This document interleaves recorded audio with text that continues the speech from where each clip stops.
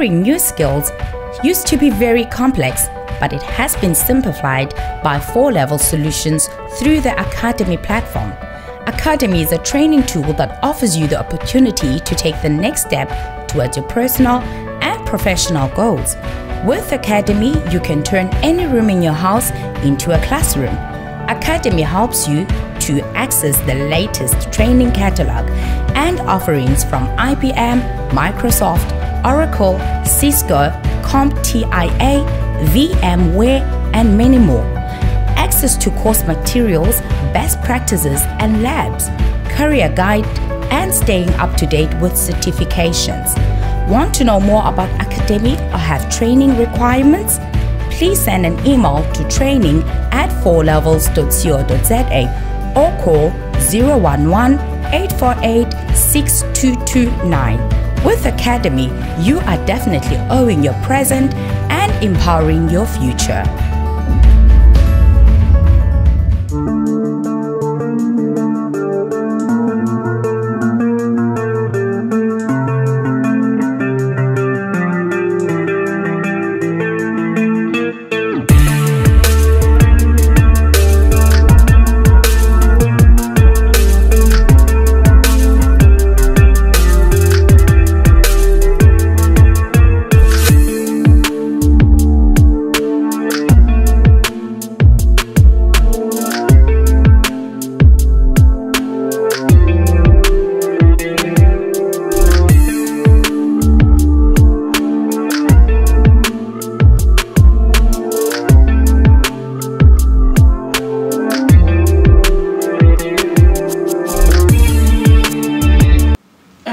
Ne peut pas venir commencer à vous donner des choses. Hier, il était pauvre, hier, il n'avait pas d'argent. C'est ça. Dès qu'il est au gouvernement comme politicien, il commence à faire des dons. Il commence à faire... Non, ça se justifie comment? Non. Alors, nous, Congolais, cette mentalité d'aliénation, nous sommes aliénés. Nous justifions la caisse noire.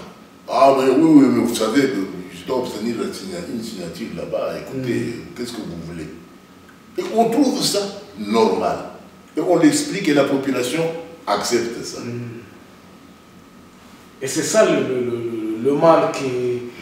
Alors, nous avions vu une lettre de la Banque centrale, du ministre des Finances, demandant à désactiver ces cartes-là. Est-ce que vous aviez, à votre temps, disons entre 1992 jusqu'à vers, disons, 2019-2020, vous aviez l'idée de comment les politiciens pouvaient s'enrichir avec des extra-moraux financiers, à part leur salaire ou bien leur dotation reconnue? Tout ce que je sais à ma qualité à l'époque d'administrateur délégué de la NESA et puis secrétaire général du groupe agro-pastoral, tous les politiciens congolais ont versé dans ces systèmes. Et ils ont vécu de ça. Je prends par exemple quand j'étais secrétaire général du groupe agro-pastoral. Ces entreprises étaient installées dans l'arrière-pays, dans les milieux ruraux, et avaient connu un développement, mais qui n'a pas tellement embrassé la population, mais un développement de cette unité dont le profit partait à l'étranger. Donc on peut expliquer comme la MIBA ou bien les entreprises, même la GECAMIN aussi, à un certain moment. Alors, quand le phénomène de la Deuxième République est arrivé et tout cela, qu'est-ce que ces entreprises ont fait? Dans toutes ces entreprises, le président du conseil d'administration, c'était des politiciens. Jusqu'aujourd'hui, ils sont nommés. Oui, ils sont nommés. Ils sont nommés par le président de la République. Et quelques actionnaires là-bas, de 2% jusqu'à 5%, c'était des politiciens.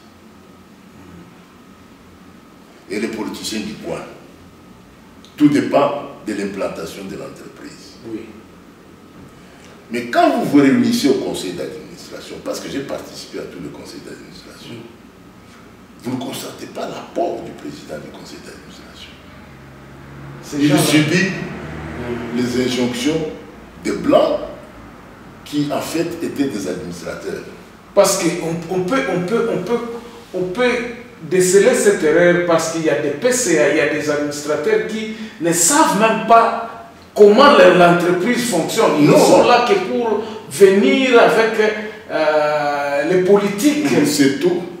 Non, ils sont là pour servir de relais et d'influence pour les intérêts de ce qu'on leur a dit de faire. Est-ce que c'est ça le pourquoi même de ce partage de ces entreprises publiques?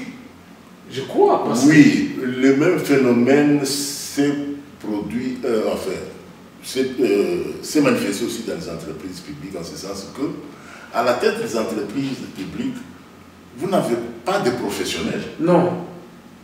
Vous avez des cadres politiques des partis. D'ailleurs, on a vu dernièrement certains politiciens au niveau du Parlement déclarer que oui, nous versons autant aux partis politiques et ainsi de suite. On a vu comment est-ce qu'on a tiré ces politiciens en disant ok, ça va, on va te nommer là-bas. Oui. Donc tu dois soutenir cela. C'est ce qui conduit le pays. C'est ce qui conduit le pays. Donc c'est un système qui doit être absolument supprimé. Supprimé, combattu. Et c'est pour cela que, personnellement, je demande à la jeune génération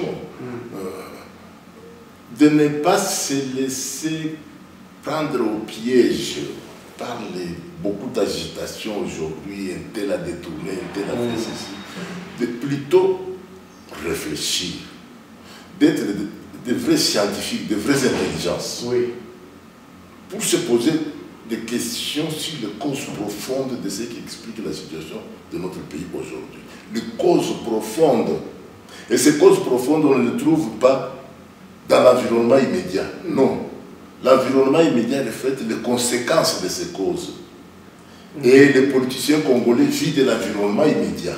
Exactement. Un intellectuel, c'est quelqu'un qui doit sortir de l'environnement immédiat, rentrer un peu en arrière pour voir mais comment expliquer cette situation. Et c'est à ce moment-là qu'on pourra vraiment arriver à sortir en fait de cette affaire. Comment peut-on y arriver maintenant avec cette situation il y a beaucoup de Congolais qui réfléchissent. Mais la nature de ceux qui réfléchissent, ce n'est pas une nature de s'aventurer dans les déclarations, dans les ceci, cela, ainsi de suite. Parce qu'il y a eu des rapports, des gens qui ont réfléchi sur les programming, il y a des gens qui ont réfléchi comment est-ce qu'on peut redresser. Il y a beaucoup de rapports. Il y a beaucoup de rapports qui existent, mais qui n'ont jamais été appliqués. Celui qui arrive pour la première fois au poste de PDG ou bien de ministre, il croit que c'est lui qui peut résoudre tous les problèmes. Et il efface tout ce que son prédécesseur avait fait. Et c'est là le grand problème. C'est un grand problème. On ne reconnaît pas le passé. Moi, je ne condamne pas le système Mobutu. Je ne condamne pas le système Kabila, ni celui de son fils. Je ne condamne pas ça. Parce que dans tous ces systèmes-là, il y a des points positifs, il y a des points négatifs. Qui reflètent en fait la croissance. Mais peut-être beaucoup de points négatifs qui ont beaucoup préoccupé, qui ont, disons, prédominé les positifs. Oui, c'est ça. Mais il ne faut pas rejeter tout. Il ne faut pas croire que ceux qui sont au pouvoir aujourd'hui sont plus intelligents que ceux qui étaient au pouvoir hier. C'est un faux problème. On ne va pas me dire qu'un type comme Liao, c'est un intellectuel du passé. Et qu'aujourd'hui, quelqu'un qui fait le droit comme Liao est plus intelligent que Liao, ou bien un type comme, je prendrais comme qui, le professeur ici de Bas-Congo, j'ai oublié son nom, son nom viendra. Ou bien je veux prendre... Il y a eu beaucoup de cadres. Je vais prendre l'ancien gouverneur de la Banque centrale qui de l'Est. Il y a eu Massango. Et puis celui de l'Est. Pai. Oui. Ce n'est pas un imbécile. Ce sont des intellectuels. Oui. Alors, ces gens-là, vous verrez que ils ont un comportement qui évite un peu la classe politique. Pourquoi? Parce que la classe politique, avec l'inféodation de l'opinion publique, a un impact dans l'opinion publique qu'eux n'ont pas. Oui, mais c'est ce que justifie à un certain moment dont on parle de Pai. Il a été obligé de rejoindre la politique. Or, c'était des techniciens. C'était des techniciens, voilà. Ils étaient des techniciens, mais à un certain moment, ils ont été obligés de rejoindre la politique parce qu'ils ne pouvaient qu'aller dans la politique. Il n'y avait pas d'autre issue. Voilà pourquoi moi je demanderais à la classe politique congolaise et aux institutions du Congo de supprimer ce terme de honorable, d'excellence. Parce que quelqu'un, dès qu'il commence à signer honorable, il croit qu'il connaît tout, il est au... Non. Signe simplement ton nom. On t'appelle par ton nom. Un point très. Ces histoires d'excellence, ce sont des aliénations. Ok, papa, ici nous allons parler, avant qu'on arrive à la dernière partie sur le cadre, nous allons parler un peu de l'IGF. Oui. Comment est-ce que vous concevez le travail de l'IGF aujourd'hui? Oui, l'IGF est venu bousculer un peu les mauvaises habitudes, mais pas de la bonne manière. Je disais tout à l'heure que... Parce que vous étiez dans l'inspection de finances. Oui. Est-ce qu'il était question d'aller porter les gens qui faisaient des histoires ou bien des malversations financières, aller directement en justice, ou bien il y avait une certaine procédure? Est-ce qu'à votre temps aussi, il y avait certaines dénonciations que votre département de finances devrait... Nous sommes les victimes du travail de l'IGF de l'époque. Victimes de la part des ordonnateurs. Ok, parce qu'à un certain moment, on a bouché, on a fermé c'est ça. Les inspecteurs de finances n'avaient plus rien à dire et tout cela. Et si vous allez à l'inspection des finances aujourd'hui, vous allez trouver beaucoup de rapports qui en fait dénoncent la mégestion financière du pays. Mais il y a une procédure, il fallait une procédure à suivre. La procédure, c'est laquelle les rapports arrivent. On dit bien inspection des finances. L'inspection des finances dépend d'un département au ministère des Finances. Et puis les rapports arrivent au ministre des Finances qui doit décider, ainsi de suite. Et c'est comme ça qu'on peut calmement arriver à gérer les choses. Est-ce que la façon dont l'IGF est aujourd'hui, regardant le pays, est-ce qu'il faudrait-il qu'il soit toujours centralisé là où il est? Ou dans les provinces déjà il y a un IGF qui est là? Parce que moi ce que je pense, ça c'est mon point de vue, centraliser les choses telles qu'elles sont maintenant, ça ne permet pas au pays de déceler les malversations qui se passent à la base.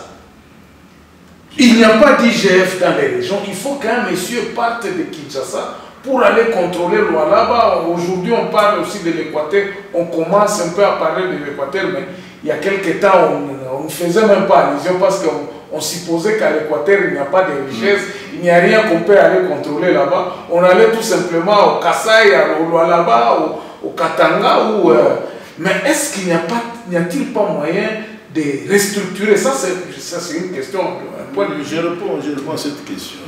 Nous, quand on a commencé avec cette option de décentralisation. Moi, j'ai géré l'inspection des finances de l'Équateur. J'ai eu des collègues qui étaient à Lubumbashi, j'ai eu des collègues qui étaient... On était répartis dans les provinces. Ok.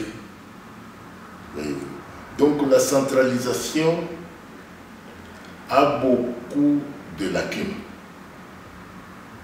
Parce que les procédures de la gestion financière telles qu'elles se présentent aujourd'hui, il y a beaucoup d'obstacles. Beaucoup d'obstacles qu'on ne peut pas nécessairement découvrir à partir de Kinshasa. Il faut être dans l'arrière-pays pour déceler ces obstacles-là. Oui. Parce que beaucoup de ces entreprises-là dont on parle, qui ne payent pas les impôts, qui ne payent pas l'air dû à l'État, beaucoup ne sont pas à Kinshasa, ils sont à l'intérieur du pays.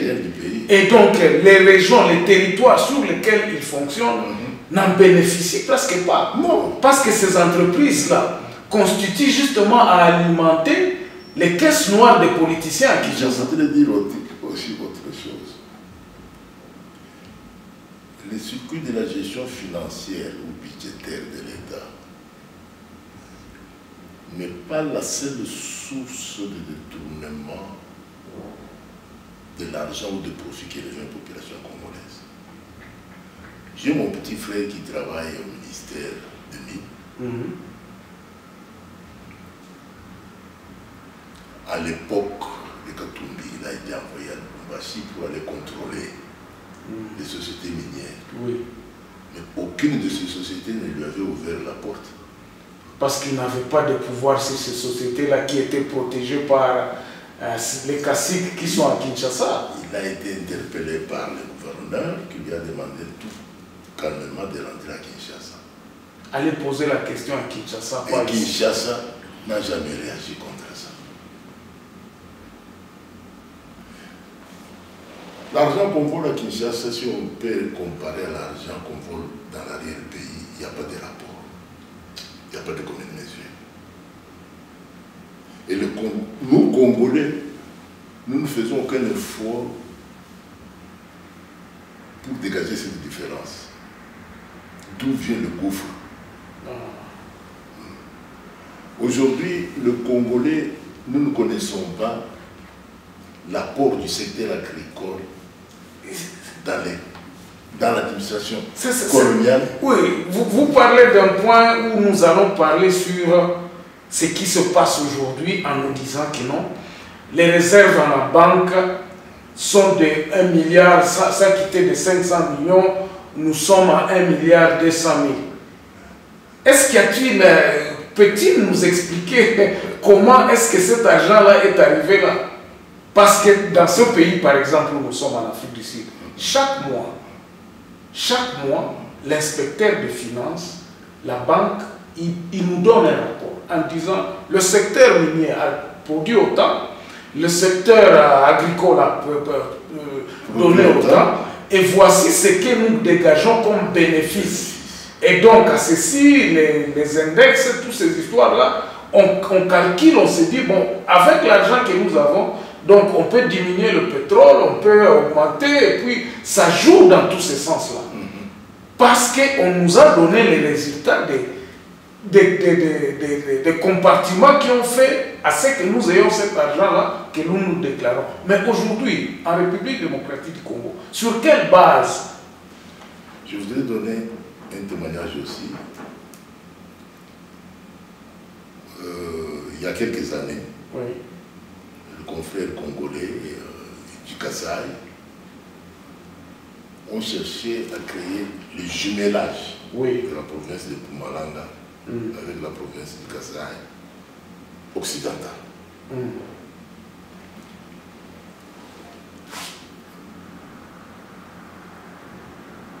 L'équipe de Mpumalanga a établi pourquoi de ces jumelages. Je voudrais faire ressortir une des raisons. Mpumalanga explique que au niveau de notre balance de paiement, donc la balance de paiement extérieure de l'Afrique du Sud, la position de Mpumalanga, nous voulons l'améliorer. Et pour l'améliorer, nous avons besoin de telle activité économique pour pouvoir améliorer cette position. Et pour arriver à améliorer cette activité économique de production, nous avons besoin.